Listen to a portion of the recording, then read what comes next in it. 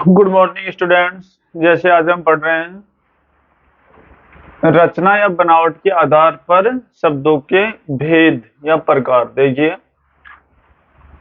देखो शब्दों का जो निर्माण होता है वो बताया गया था आपको, चार प्रकार से होता था। उसमें से हमारे सामने जो दूसरा प्रकार है वो रचना या बनावट के आधार पर शब्द भेद या उनके प्रकार ये है। तो रचना या बनावट, रचना का मतलब निर्माण, सर्जन, या बनावट एक ही बात है बिल्कुल। सारे शब्द समानार्थी, एक दूसरे के पूरक है ये शब्द। तो रचना, इनका निर्माण, इनकी बनावट या इनका सर्जन किस प्रकार से हुआ। शब्दों की जो बनावट होती है, उनका निर्माण होता है, वो तीन प्रकार से होता है और तीनों प्रकार हमारे सामने यहाँ पर दिए हुए हैं। देखिए पहला प्रकार जो हमारे सामने है वो क्या है, रूढ़ शब्द। ये रूढ़ शब्द, हम जो हमारी बोलचाल की भाषा में शब्द प्रयोग करते हैं वो तीन प्रकार के शब्द प्रयोग करते हैं। कहने का मतलब शब्द तीन प्रकार से बनते हैं।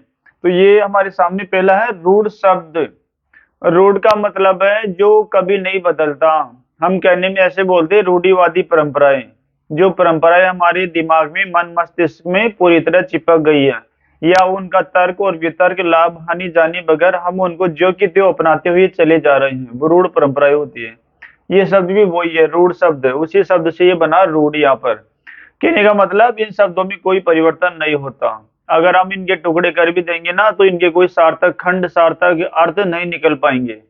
पहली बात तो ये शब्द इनके खंड होंगे नहीं। अगर हमने जबरदस्ती कर भी दिए तो उनमें कोई सार्थक अर्थ नहीं समाहित होगा, नहीं निकल पाएगा। यहाँ पर देखिए ये मेरे पास, उसको छोड़िए पहले रूढ़ शब्द को, ये घर शब्द है अब मेरे अपने पास में यहाँ पर सामने।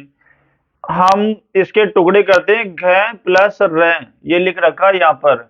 अब आप घ का क्या यहाँ पर अर्थ निकालोगे और र का क्या अर्थ निकालोगे यहाँ पर आप।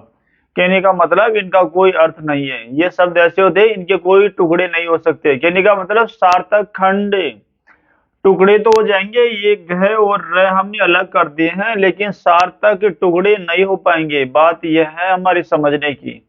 तो ये शब्द क्या होते हैं, रूढ़ शब्द होते हैं। ऐसे बहुत सारे शब्द हम मतलब व्यवहारिक जीवन में प्रयोग करते हैं। जैसे हमारे सामने जल है, आज, घोड़ा, पाप, इज्जत, वर्ष, ठीक है, कल।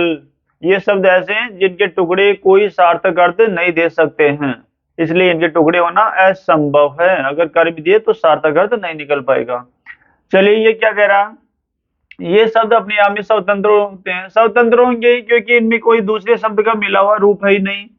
ये जल है, ये जल शब्द खुद ही मूल शब्द ही है, इसमें किसी अन्य शब्द का योग है ही नहीं।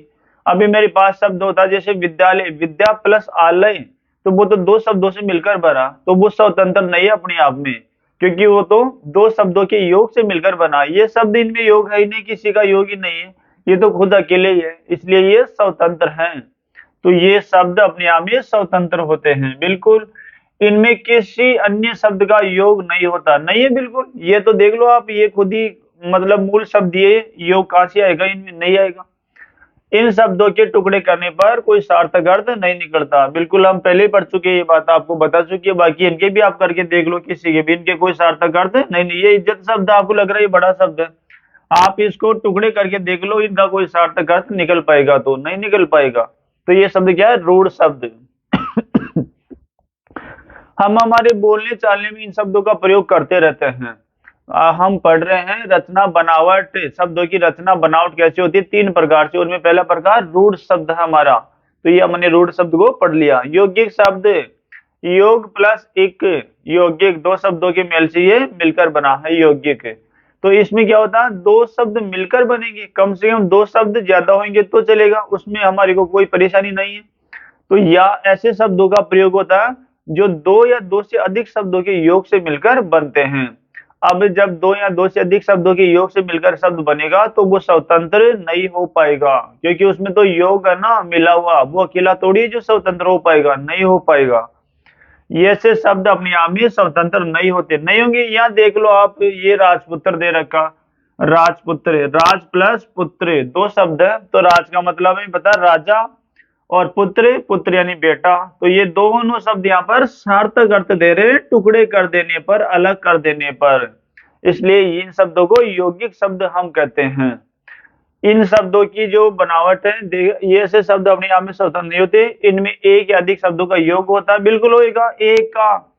एक या अधिक शब्दों का योग तो होएगा ही।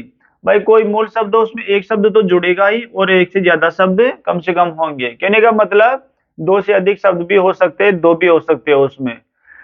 इनकी रचना देखो, ऐसे शब्द ये जो लाल रंग में यहाँ पर लिखा गया है, ये विशेष यहाँ पर ध्यान देने की बात है। इनकी रचना उपसर्ग प्रत्यय व समास से होती है। बिल्कुल सही बात है। जैसे हमारे पास ये यौगिक शब्द दिया अभी, तो योग प्लस इक, इक प्रत्यय का प्रयोग किया है इसमें। तो इन शब्दों की रचना प्रत्यय वाले शब्दों से, उपसर्ग वाले शब्दों से और समास वाले शब्दों से होती है। अब इतिहास प्लस इक है, ऐतिहासिक शब्द बन गया हमारे पास। सुख प्लस ई, सुखी बन गया। ए प्लस सफल, असफल बन गया हमारे सामने। तो हमारे सामने दो दो शब्द हो गए। ये देखिए यहाँ पर लिख रखा पाठशाला, ये पाठ और ये शाला, दो शब्दों का मेल है यहाँ पर। रंग भूमि, रंग और भूमि। समाजोपयोगी, समाज प्लस उपयोगी, ये गुण स्वर संधि का उदाहरण है, समाज प्लस उपयोगी।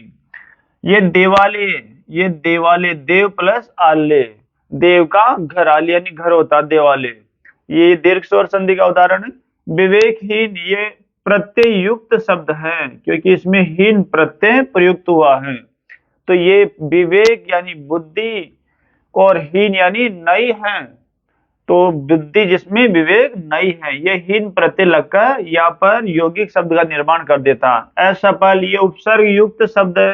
राष्ट्रपति, ये राष्ट्र और पति, ये सामासिक शब्द है, कर्मधारय समास के उदाहरण है ये। छात्र शक्ति, छात्र शक्ति, ये छात्र की शक्ति, ये सब सामासिक शब्दों के उदाहरण हैं। तो यह हम देख सकते हैं इन शब्दों की रचना उपसर्ग प्रत्यय और सामासिक शब्दों के योग से होती है। कहने का तात्पर्य ये दोनों एक दूसरे के विपरीत है। इसमें स्वतंत्रता होती है पूरी तरह शब्द को, इसमें स्वतंत्र शब्द नहीं होगा क्योंकि उसमें योग होगा, इसमें योग नहीं होगा। ये जो शब्द हैं इनके सार्थक खंड हो सकते हैं, हो सकते नहीं, इनके सार्थक खंड होते ही है, और इसमें कोई सार्थक खंड नहीं हो पाएंगे। अगर हम कर भी देंगे तो नहीं हो पाएंगे, कोई अर्थ नहीं दे पाएंगे ये। उसी प्रकार ये 3 नंबर, इसी का रचना या बनावट के आधार पर जो शब्द का तीसरा प्रकार है वो योग रूढ़। अब इन दोनों का योग ही आ गया यहाँ पर, योग रूढ़। मतलब ऐसे शब्द जो यौगिक तो होते हैं, मतलब दो या दो से अधिक शब्दों के मेल से मिलकर बने तो होते हैं, लेकिन वो अपने विशेष अर्थ के लिए ही जाने जाएंगे। कहने का मतलब उनके टुकड़े करना संभव नहीं है। टुकड़े कर भी देंगे तो फिर वो उनका जो मुख्य अर्थ है जो हम निकालना चाहते हैं वो अर्थ समाप्त हो जाएगा। इसमें बहुव्रीहि समास के सारे उदाहरण आते हैं। आइए देखते हैं। आप पहले इसको छोड़ दीजिए, पहले उदाहरण को देखो। देखो ये हमारे पास पंकज है, हम इसके टुकड़े करते हैं। देखो योग यौगिक तो होंगे लेकिन रूढ़, वो रूढ़ भी है, मतलब टूटेंगे भी नहीं। तो यहाँ पर देखिए आप, पंकज, पंक नहीं होता कीचड़, और जय का मतलब होता है जन्म लेना। कीचड़ में जन्म लेने वाला कौन होता, कमल होता वो। तो फिर ये विशेष अर्थ में ही जाना जाएगा कमल, वो कमल ही होता, ना या कीचड़ ना जन्म, कुछ नहीं, सीधा एक अर्थ निकल जाएगा इसका कमल, उसको कमल कहते हैं। ये कमल यहाँ पर लिख रखा है। देखो लंबोदर, लंबोदर, लंबा प्लस उदर, जिसका पेट बड़ा है उसको गणेश जी कहते हैं, मतलब गणेश जी के लिए आया, तो ये शब्द गणेश जी के लिए आता। तो ये इनके टुकड़े तो हो जाएंगे, लंबा प्लस उदर हम कर देंगे यहाँ पर, दो इनको टुकड़ों में तो हम बांट देंगे, लेकिन इनका जो हम अर्थ निकालना चाहते हैं ना, इनका लंबोदर को क्या कहते हैं, गणेश जी, फिर वो खत्म हो जाएगा, वो समाप्त हो जाएगा यहाँ पर। तो फिर तो लंबा प्लस पेट यही रह जाएगा, जिनका गणेश जी से कोई तात्पर्य नहीं रह पाएगा। तो ये अपने विशेष अर्थ में ही जाने जाएंगे, इनका तोड़ना हमारे लिए सहज संभव नहीं है, और तोड़ भी दिया तो जो हम अर्थ इनका जो निकालना चाहते हैं ना, इनका अर्थ है वो तो नहीं निकल पाएगा, कुछ अन्य अर्थ निकल जाएंगे। फिर कहने का मतलब जो बहुव्रीहि समास, आप बहुव्रीहि समास को पढ़े होंगे, बहुव्रीहि समास के जो जितने भी उदाहरण है वो इसके अंतर्गत ही आते हैं योग रूढ़ शब्दों में, क्योंकि वो शब्द यौगिक तो होते हैं, दो या अधिक शब्दों के मेल से बने तो होते हैं, लेकिन उनका अर्थ किसी विशेष अर्थ को इंगित करता है, इशारा करता है। तो यहाँ पर ये शब्द वो ये सारे।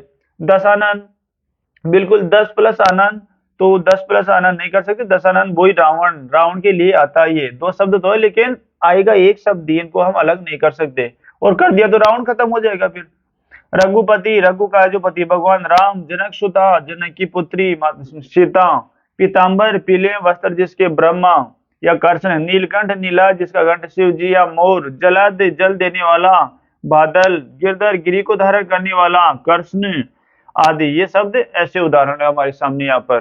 तो विद्यार्थियों, ये आपको योग रूढ़ शब्द है, इस बात का आपको विशेष ध्यान रखना है कि इसमें समासिक शब्द आते हैं और किसके, बहुव्रीहि समास के, जिनका कोई विशेष अर्थ होता है, जो अपने आप में रूढ़ होते हैं, उनको तोड़ना संभव नहीं। तोड़ देंगे तो अर्थ तो निकल जाएगा, लेकिन जो अर्थ हमारे को विशेष बात दे रखा वो तो नहीं निकल पाएगा, फिर उनका कुछ अन्य अर्थ हो जाएगा।